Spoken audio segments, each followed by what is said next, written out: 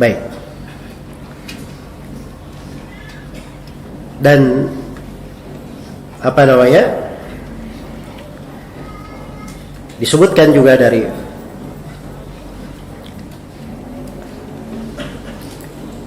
Abul Husain An-Nuri bahwa tasawuf itu adalah tarku kulli haddin nafs, meninggalkan segala bagian dari jiwa. Iya. Dan Al-Qushairi menukil dari Al-Junaid. Dan Al-Junaid ini nama yang banyak dipakai oleh orang-orang tasawuf. Ya, walaupun Al-Junaid sendiri itu dari ulama-ulama yang salih, dan beliau punya ucapan-ucapan bagus tentang bagaimana hakikat tasawuf yang beliau inginkan.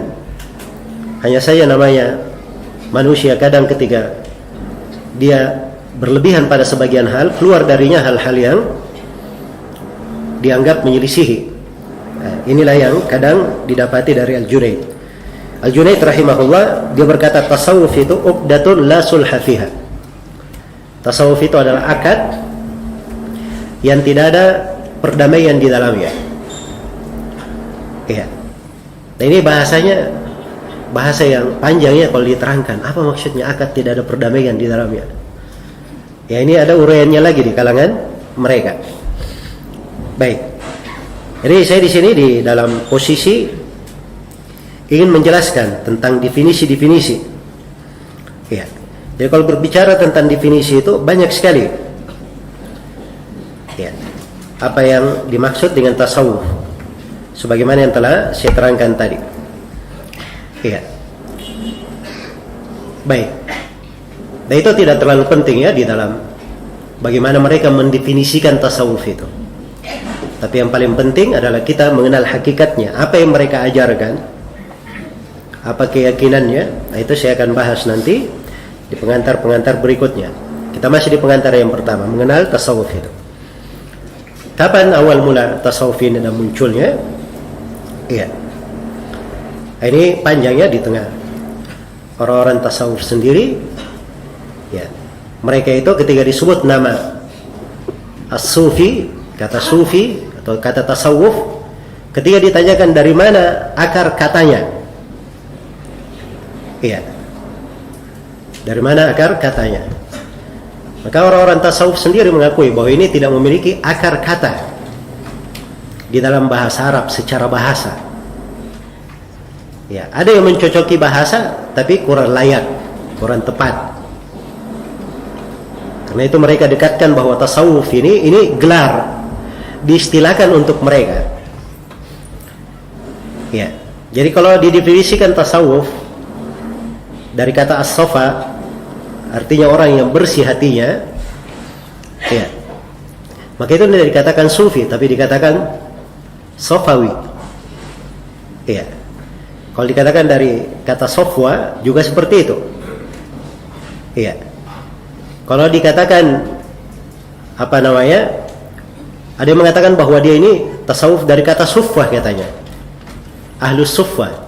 Itu sahabat-sahabat Nabi kan ada namanya ahlus sufwah, karena mereka tinggal di masjid, komitmen dengan ibadah. Maka saf yang paling pertama menghadap kepada Allah itulah orang sufi kata mereka.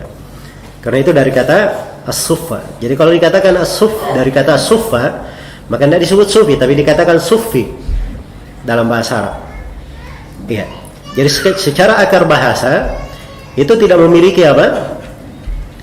Tidak memiliki ketersambungan. Iya. Ada yang mengatakan bahwa dia nisbat kepada suf. Suf itu adalah bulu domba. Dan kebanyakan orang-orang tasawuf itu karena mereka dikatakan zuhud terhadap dunia, mereka pakai baju yang paling sederhananya waktu itu, bulu domba.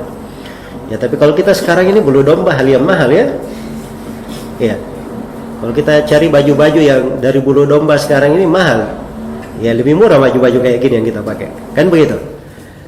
Baik. Tapi ini juga tidak diterima oleh orang-orang sufi, karena kata mereka, kebanyakan dari mereka juga tidak memakai bulu domba. Jelas ya? Tidak memakai dari bulu domba.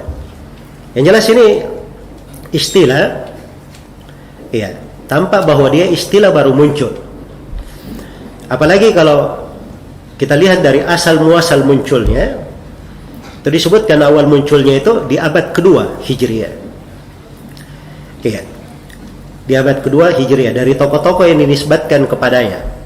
Tapi tokoh-tokoh di abad kedua ini, ya, itu ada dari orang-orang saleh seperti yang saya terangkan tadi, memiliki dari kalimat-kalimat bagus, hal yang baik di dalam ibadah.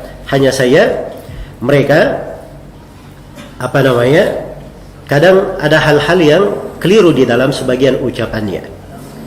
Dan berbeda antara orang yang pertama dinisbatkan kepadanya dengan orang yang datang di generasi setelahnya, apalagi di abad kelima dan seterusnya. Nah, ini sudah terbentuk memang apa yang disebut dengan aliran-aliran apa? Aliran-aliran tasawuf itu. Iya. Baik. Jadi dari definisi ini saya bisa simpulkan bahwa tasawuf sufia itu sesuatu masuk di dalam Islam. Iya.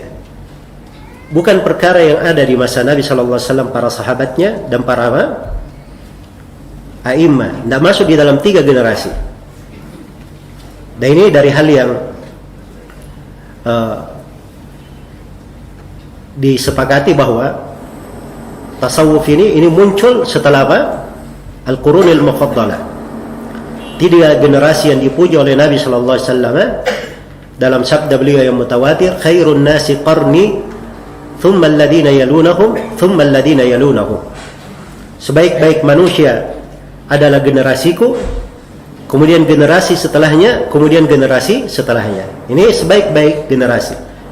Dan ini tasawuf sufia munculnya setelah itu. Munculnya setelah itu. Iya. Baik. Jadi ini pengantar yang pertama terkait dengan definisi tasawuf, awal kali munculnya dan sejarah munculnya. Dan tingkatan-tingkatannya juga jelas. Iya. Tingkatannya jelas. Itu setiap kali mundur masanya, maka kondisinya semakin parah. Dan ini akan terlihat nanti dari keyakinan mereka. Iya. Baik.